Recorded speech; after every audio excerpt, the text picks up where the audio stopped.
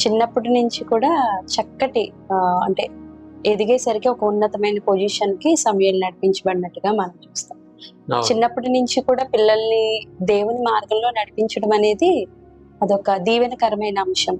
చాలా మంది భక్తి చేయడం అంటే అదొక చాలా చీప్ గా మీరు అన్నట్టు అనుకుంటూ ఉంటారు. కానీ చిన్నప్పటి నుంచి దైవికమైన మార్గాల్లో నడిచిన పిల్లలు చాలా ఆశీర్వాదకరంగా దీవెనకరంగా మనం చూస్తాం. అవునవును.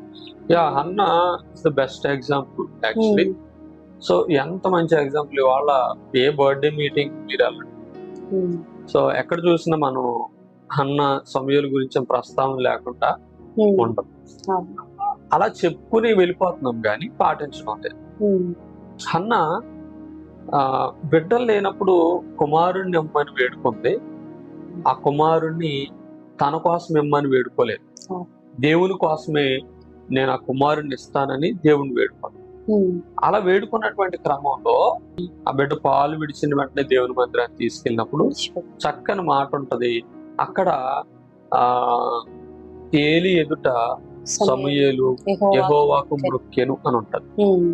చిన్న వయసులో సపోజ్ ఒక 5 to 6 years ఆ ఏజ్ ఉండొచ్చు. ఆ 5 years ఏజ్ లో దేవునికి మొక్కడము నేర్పించింది. అంటే దేవుని దగ్గర తను మోకరించడాన్ని నేర్పించింది. సో సమూయేలుకు అప్పటికే ప్రార్థన చేయడం వచ్చు.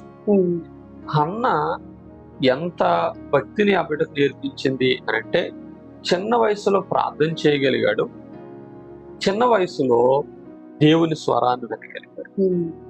సమూయేలును దేవుడు పిలిచి భవిష్యత్తులో జరగబోయేటువంటి విషయాన్ని ఏలి యాజకుడిగా ఉన్నా కూడా ఏలికి